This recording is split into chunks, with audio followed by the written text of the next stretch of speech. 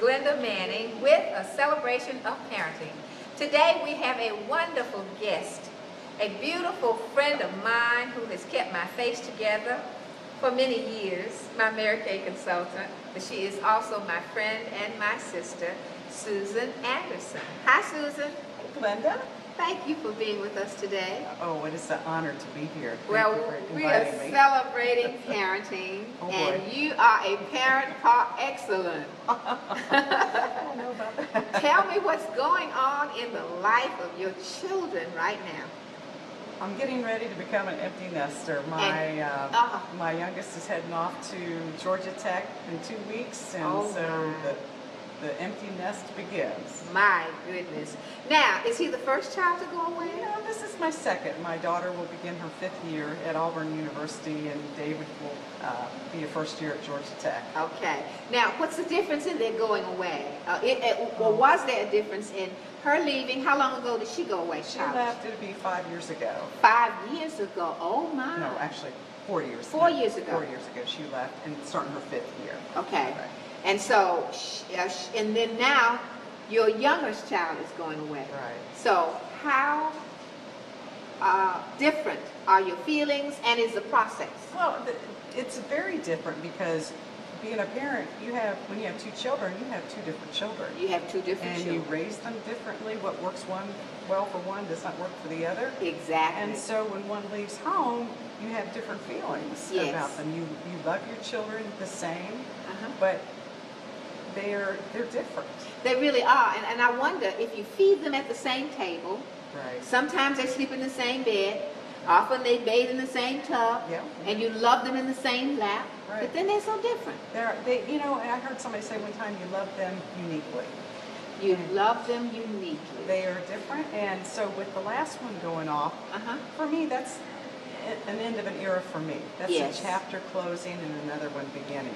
And that is one of the reasons why, a few years ago, I started thinking, what am I going to do? And that's when I started the scholarship program to send moms back to college. Okay, now tell me about that program. It's called the Answer Scholarship Endowment. Okay. And it's designed to send moms with school-aged children back to get their first 4-year degree. Okay. And so, sort of reinventing myself. We're nurturers every day with our children, but once they leave, our nurturing skills don't end, and we have to do something with them. So that's, to me, was, to be able to continue into a new chapter of my life and to be able to give back. And so that's my focus now as the empty nest comes in the next couple of weeks. Now, you're a mom, and you chose to help send other moms to school. Correct. Okay, and then what motivated this behavior of yours? Well, Glenda, you and I go back a long way. We do. You are my mentor, and you have inspired me over the years. And we've done a lot together. Yes. And one of the things that I've seen is that when you help a mom, you are helping her children. You really do. And the scholarship program is for moms, but ultimately it's for the children. Yes. And I guess that's my passion is for the children. Yes. And having been a mom, and we want to be able to give the best to our children. Yes. And so I want to be able to help other women as well. Yes. So that parental wanting to help, it never ends. It never ends. And that's with you. And that is true. But they say, though, if mama ain't happy, ain't nobody happy. That's right. So you like to try to make moms happy. That's right. And then they can take better care of their children. That's right. Well, I often say, you don't need to have all these programs for children. We need more programs for moms. That's right. Because they will make it right for their children. That's right. More programs for moms and for dads. They can help to make it better for their children. Exactly. Well, so you've done this in the face of becoming an empty nester. Right. Let's back up a little bit to your child who's going away to school. Okay. And tell me, what have you done to prepare to get him off to school? Oh, I hope I've done enough. Okay. Again, you raise your kids differently, or you try to do the same, but they're different. Yes. My first child was very independent. I never really had to do anything. I just helped pack her up to go. And my second son, he didn't even know he needed a trash can to go to go to school, and I've just really. I remember you saying he didn't care what color the towels were. You wanted to color coordinate them, though. He did not care. I don't think he'll ever change the sheets on his bed, but that's okay. Just trying to make sure that he has all the skills and that he is prepared as much as he can to be independent of me. I'm not sure I've done the best job with my daughter. I know I did a better job, and I think that's as parents. We make a lot of mistakes, and sometimes we give a child maybe too much independence, and maybe one we should have given them more independence because we held on to them a little longer. And I think as parents, one of our #1 roles is to be able to give our children wings to fly. Yes. And some children, it's easier to give them their wings to fly. Yes. And some are ready to fly. And some we hold on to a little longer. But I think that's one of the greatest gifts we can give our children. That is true. That starts at birth.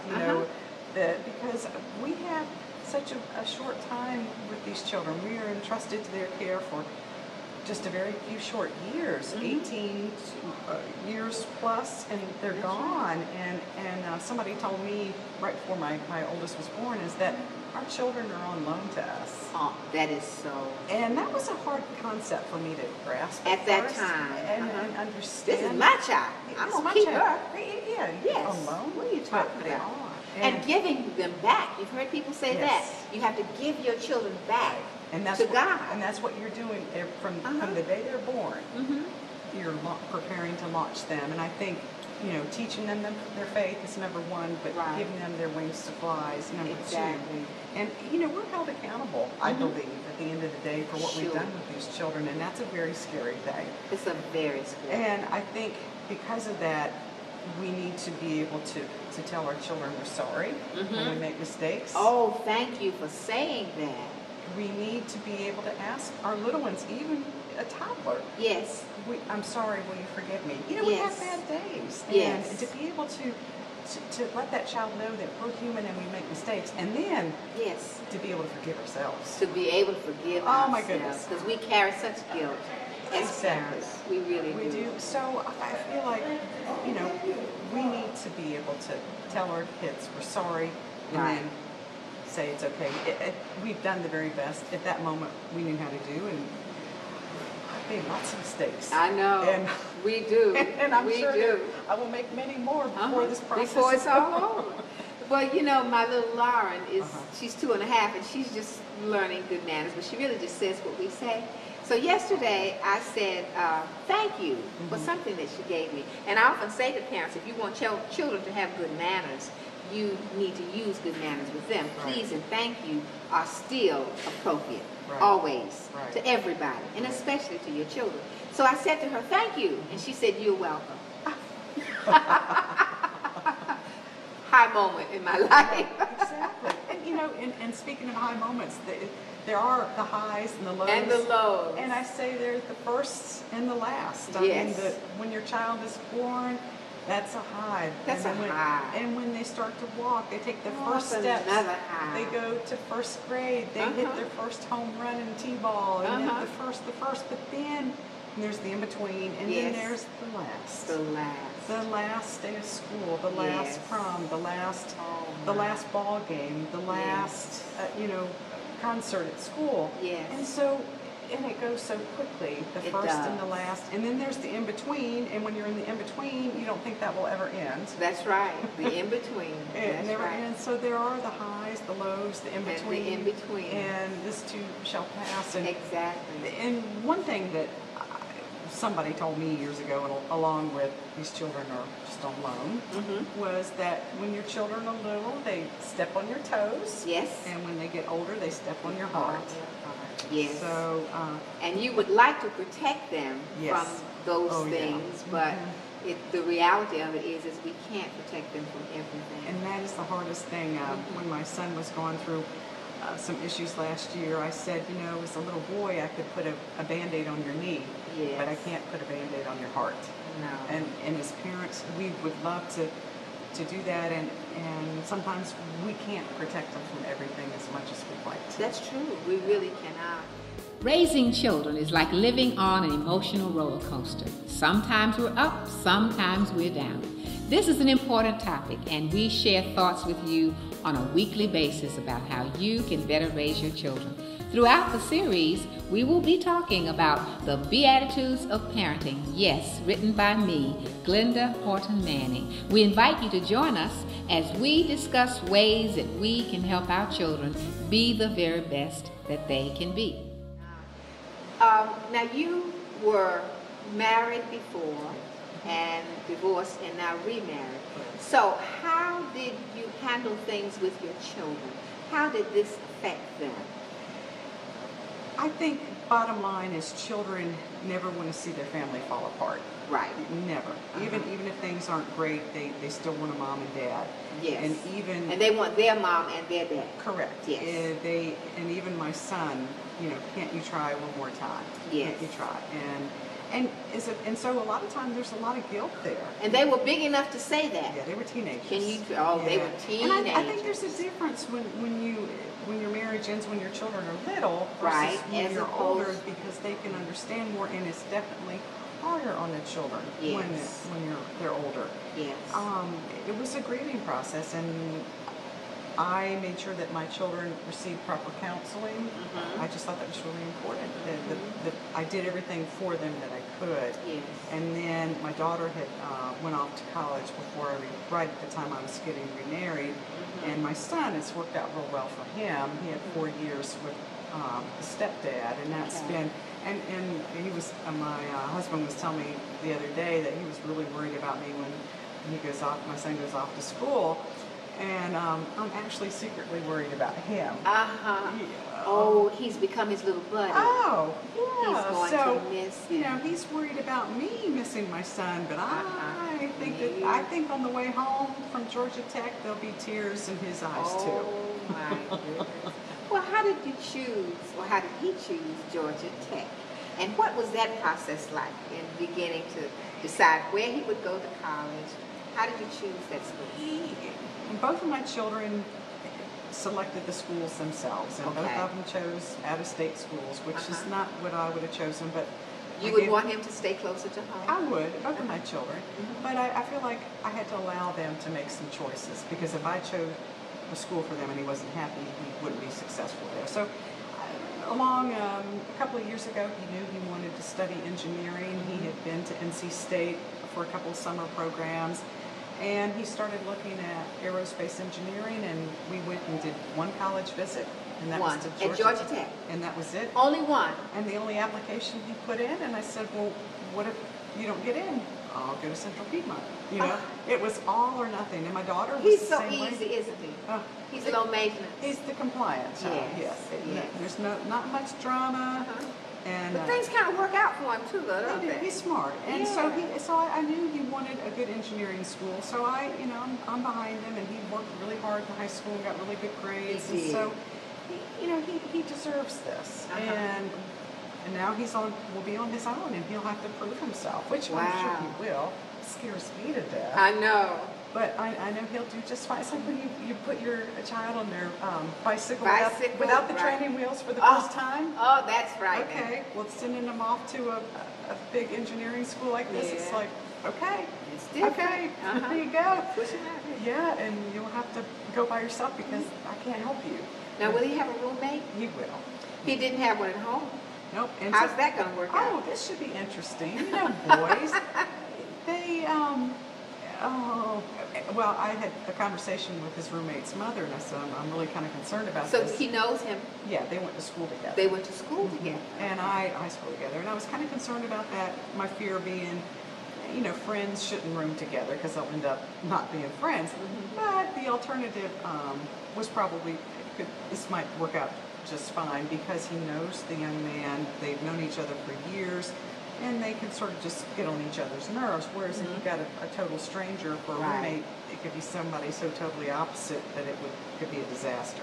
Right. And you don't need that the first year. And we've heard about those. Right. And so both of the boys are slobs. And I think after we get him launched in his room, I don't think I ever want to go back until he's coming home because, Now, what about his room? Will it stay the same? I'm sure you'll go in and clean up. But what will happen with his room? Will it stay just as it is for his 4 years in college, Yes. or what's that? Yeah. Illustrated. Yeah. When he comes home, he will have his man cave. Right. And I'm ready to downsize. Even with my daughter, she will be home. Hopefully, she'll be finished next May, and she still has her room. Now, is this 5 years for her? Yes. Oh, did she take a year off to study? No, it just was. She changed majors. She changed majors. And added some extra time. Okay. So she still has her room, and David has his room. And it was interesting when you were talking about when I remarried. One of the things that my children were very insistent on is that what will happen to my room. Oh, that was their major concern. Yeah, my room. So I haven't been able, and I wouldn't move. Because you knew that was a concern.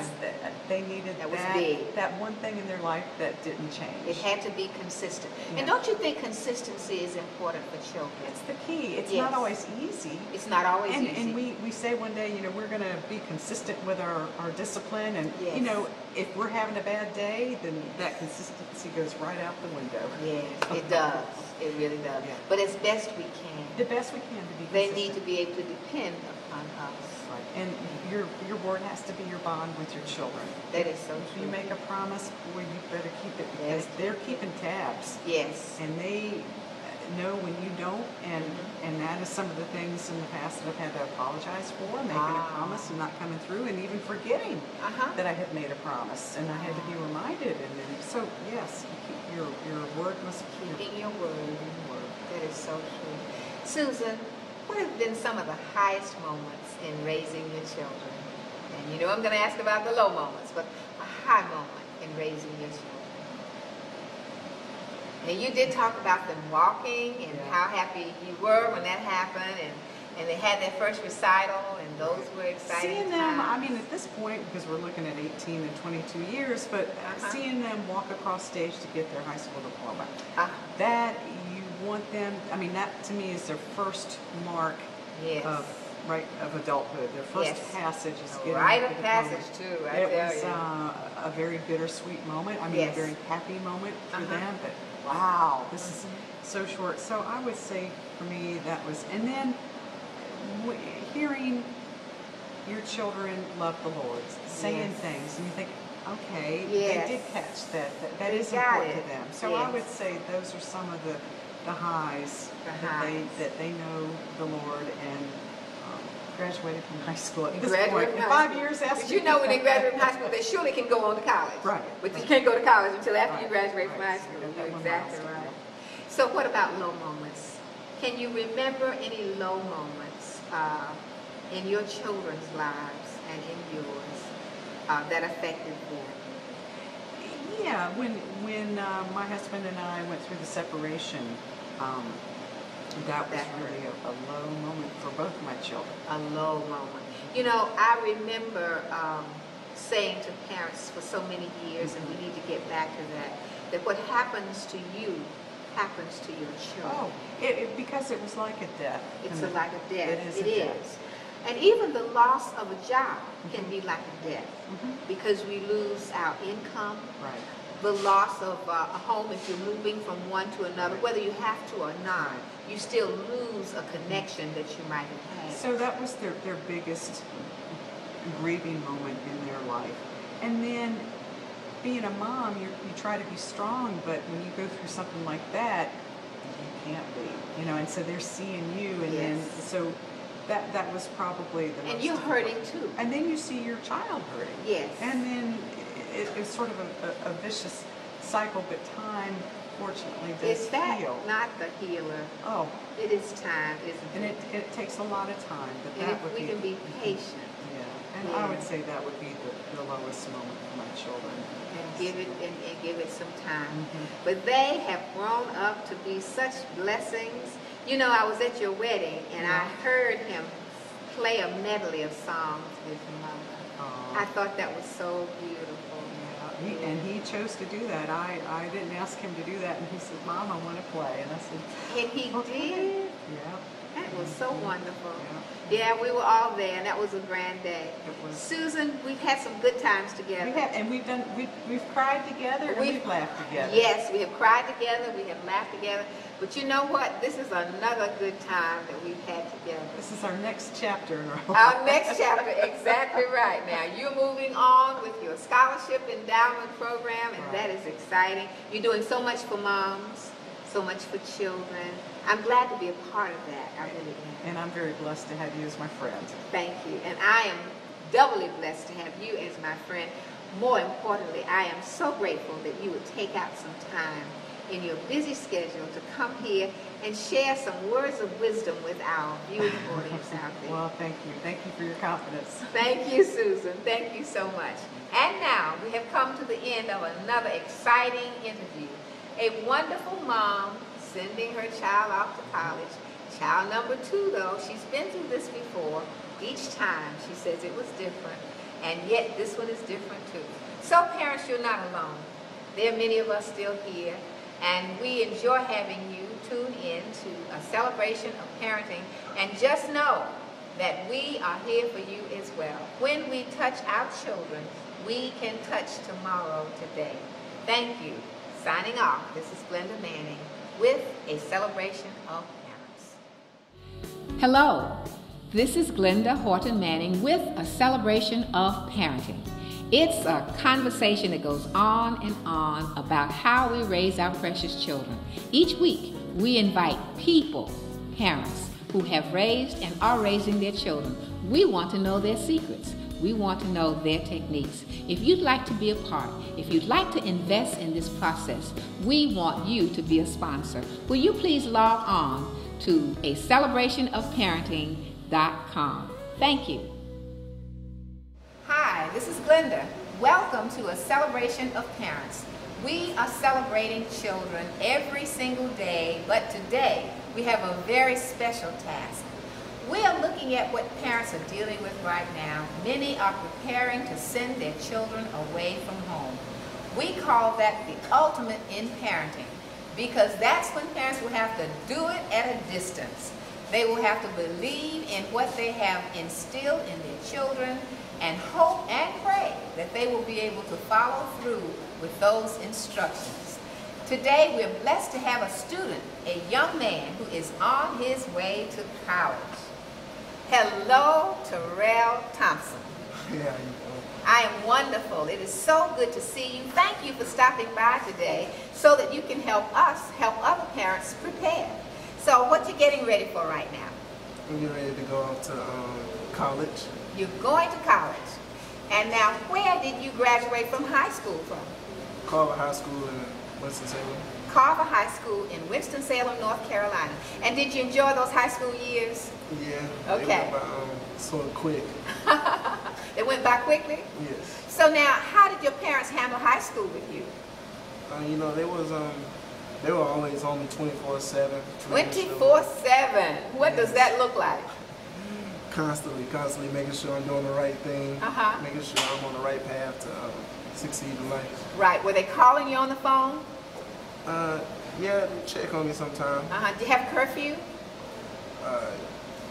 Somewhat. Somewhat. What does that mean? About 11:30. About 11:30. Yeah. Okay. So, but you had your own room, and then you had a certain amount of freedom, did you not? Yeah. Yes. Basically preparing me for the college life. Basically preparing you. Oh, so they've been preparing you for a while.